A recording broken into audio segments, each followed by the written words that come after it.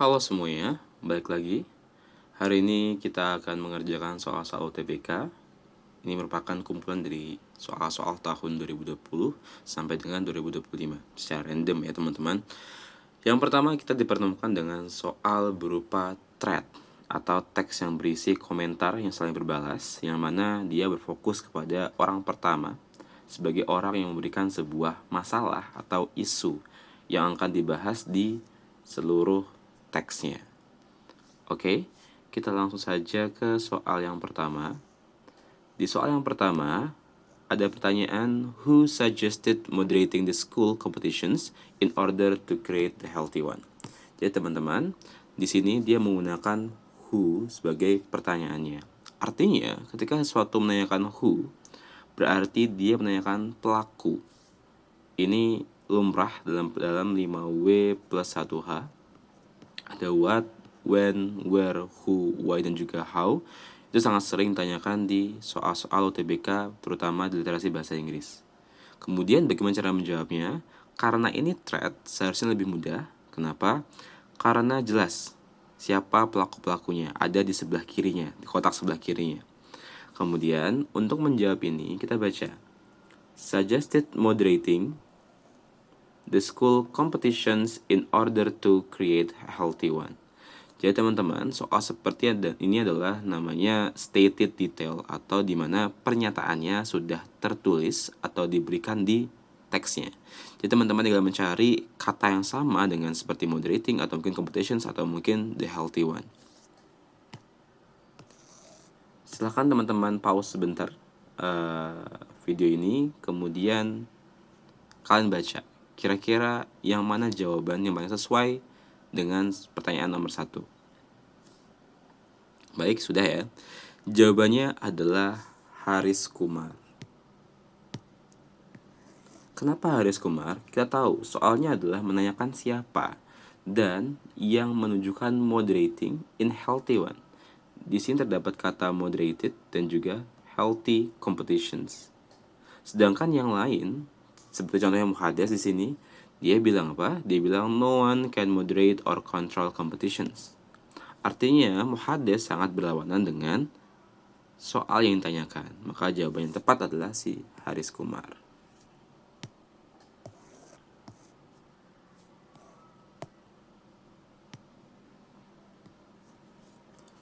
Kemudian ke nomor 2. Nomor 2 ini merupakan soal vocabulary atau soal yang menanyakan tentang sinonim atau persamaan kata. Di sini menggunakan clauses in meaning atau arti yang paling mendekati.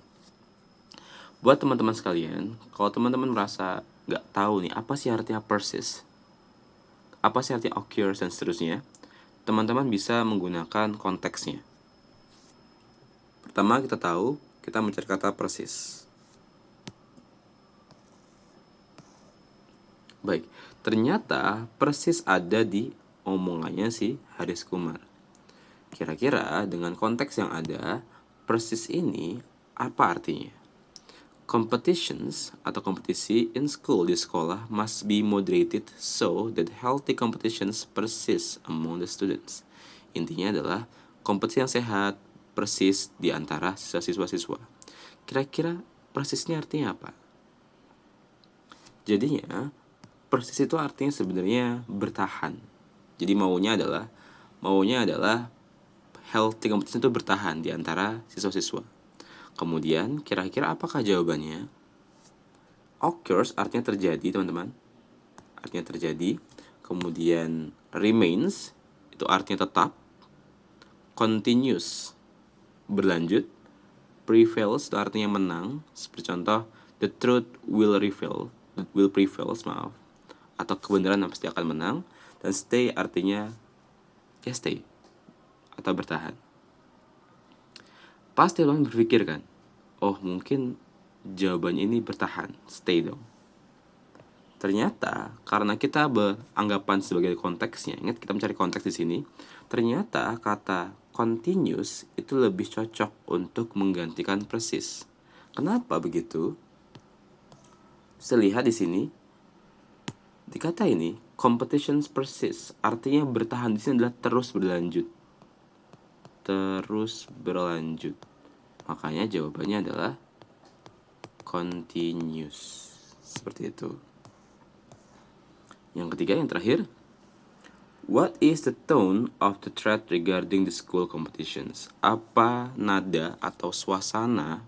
Jadi kalau misalnya ada soal bilang tone, artinya kita menanyakan atau ditanyakan apa sih suasananya, apa sih yang terjadi di teksnya. Kemudian teman-teman, kalau seandainya kalian menemukan seperti ini, fokusnya adalah ke orang pertama. Kenapa demikian? Karena orang pertama adalah orang yang memberikan masalah. Seandainya, jika orang pertama tersebut mengatakan sesuatu hal yang buruk, sesuatu hal yang sedih, maka komentar-komentar lainnya atau respons lainnya atau tanggapan yang lainnya akan ikut merasakan sedihnya. Jadi, kita harus baca dulu. Orang pertama itu ngomongin apa sebenarnya? Apa nadanya? Apa suasana yang dia bawakan? Orang pertama di sini adalah Sunny. School is the place where children start their journey towards a competitive life. However, it seems like it is high time that school authorities should take some step to control the competitions. So, should competitions be moderated in schools? Dia tanya, jadi apakah seharusnya perlombaan atau kompetisi di sekolah itu diadili atau diwasiti? Berarti seperti itu. Setelah itu, silahkan dibaca. Pertama, encouraging. Artinya dia mendukung. Kira-kira benar tidak? Saya rasa tidak ya, karena ditanya. Kira-kira perlu nggak sih, kata dia begitu. B, passionate. Atau dia sangat bersemangat. Jawabnya tidak. Yang C, objektif. Dia objektif atau netral. Nah, dilihat dari cara dia ngomong, cara dia menuliskan responnya atau komentarnya, sepertinya dia memang objektif. Artinya dia tidak mendukung, juga tidak menolak. Dia hanya pure ingin bertanya, kira-kira menurut kalian gimana? Seperti itu. Kemudian ada bias. Apa itu bias? Bias adalah suatu tindakan di mana teman-teman semua cenderung terhadap satu hal. Misal, ada dua pilihan, A dan B. Teman-teman lebih condong ke A. Kenapa? Karena suka saja. Itu namanya bias atau bias. Yang terakhir, humorous atau bercanda. Saya rasa bukan ya. Ya, jawabannya yang C, objektif. Dan 2 itu C, di continuous. Baik. Sekarang lanjut lagi ke soal nomor 4. Panjang ya. Jadi teks nanti akan seperti ini. Punya teks 1 dan juga teks 2. Baru ke soalnya. Pertanyaannya, which of the following statements is an opinion from text 1? Ini hal yang menarik teman-teman. Kalau seandainya kalian ketemu sebuah soal yang menanyakan opini, menanyakan bias, atau menanyakan seperti supportive attitude, atau mungkin negative attitude, seperti itu, teman-teman itu nggak perlu membaca atau melihat teksnya lagi. Tinggal melihat A, B, C-nya saja. Kenapa demikian? Karena kalimat-kalimat opini, bias, supportive, negatif semuanya punya tanda. Apa tandanya? Tandanya bisa berupa kata seperti modals. Apa saja? Seperti ada kata will, atau mungkin would, shall, should, kemudian juga ada may dan might. Semua ini menunjukkan opini atau menggunakan kata seperti I think, I believe, atau I guess, dan seterusnya. Kata-kata seperti ini merupakan kata yang menunjukkan opini atau bias. Apa itu bias yang tadi ya? Itu kecenderungan terhadap sesuatu. Jadi nomor 4 nanya, which of the following statement is an opinion? Yang mana di bawah ini, pernyataan di bawah ini, yang opini dari teks 1. Karena dia opini, nggak perlu baca teks. Kira-kira jawabannya yang mana teman-teman? Ya betul, jawabannya yang C. Plastic should not be going to the oceans in the first place.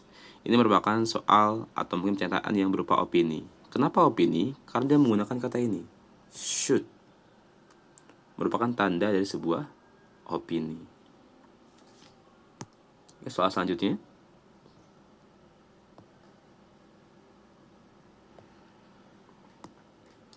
Nomor 5. What is the relationships between text 1 and text 2? Jadi kita diminta untuk apa? Mencari hubungan di antara teks 1 dengan teks 2. Dalam mencari hubungan ini, teman-teman harus hati-hati. Kenapa? Karena kadang kita terlalu banyak menghabiskan waktu dalam membacanya. Pertama, kita perlu membaca ABC-nya dulu, teman-teman. Silahkan teman-teman baca ABCD-nya. Jika sudah, teman-teman akan sadar bahwa ternyata banyak kata menyebutkan biodegradable. Contoh yang A. Text 1 discusses the biodegradable material used in many useful products explained in text 2. Seperti itu. Kemudian kita baca text 1-nya.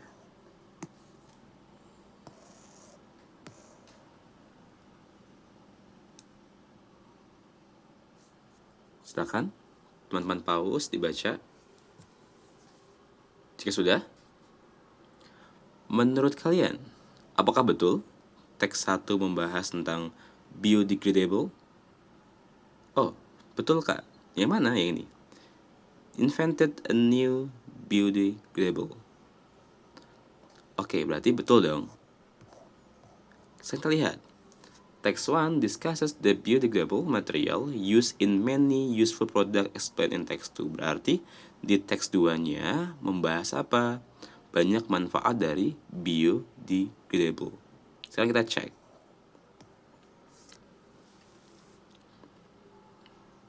Bagaimana kira-kira? Ternyata di teks 2 sama sekali tidak membahas tentang biodegradable tadi. Dia sama sekali tidak membahas hal baru tadi. Berarti dapat disimpulkan bahwa teks 1 dan teks 2 itu membahas hal yang berbeda. Dengan kesimpulan tersebut, teman-teman kan tahu, oh ternyata A itu salah. Kenapa salah? Karena yang teks 1 membahas biodegradable, duanya enggak. Maka mereka enggak berhubungan. Teks 2 pun sama.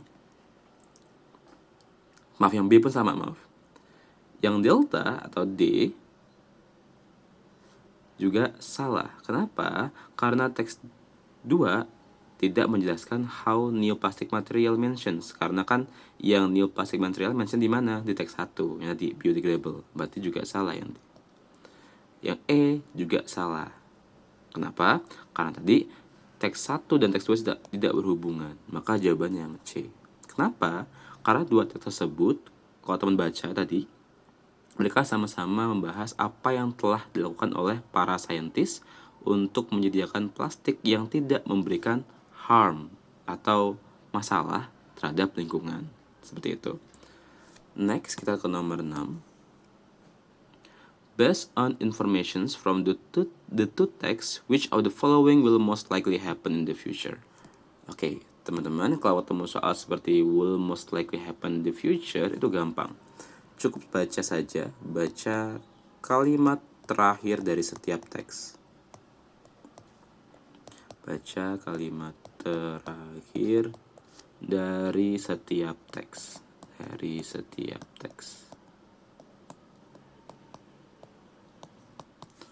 Jika sudah, kita baca dulu.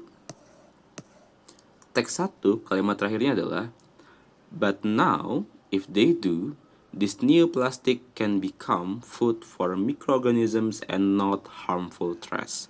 Teman-teman jika mau baca silakan di skip saja atau mungkin di pause saja. Kemudian teks 2, kalimat terakhirnya adalah, customers are happy to sleep well and use a product that benefits the environment according to IHG, and it is all thanks to plastic. Oke, kira-kira jawabannya apa? Silakan di pause, kemudian dibaca. Dan jawabannya adalah E. Atau there is no need to completely ban plastic usage from this world. Karena dengan teks 1 dan teks 2 kalimat terakhirnya bilang apa? Di suatu saat nanti, di masa depan nanti, di future ya, masa depan nanti akan ada plastik yang tidak berbahaya terhadap lingkungan. Seperti itu. Jadi cukup baca kalimat terakhirnya saja. Ingat ya teman-teman, jangan terlalu membaca semuanya. Kenapa demikian?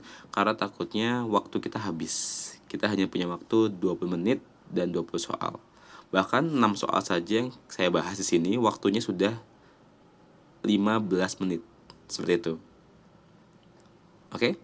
Jika demikian selesai, kita ketemu lagi di part-part selanjutnya. Saya akhiri and see ya semuanya.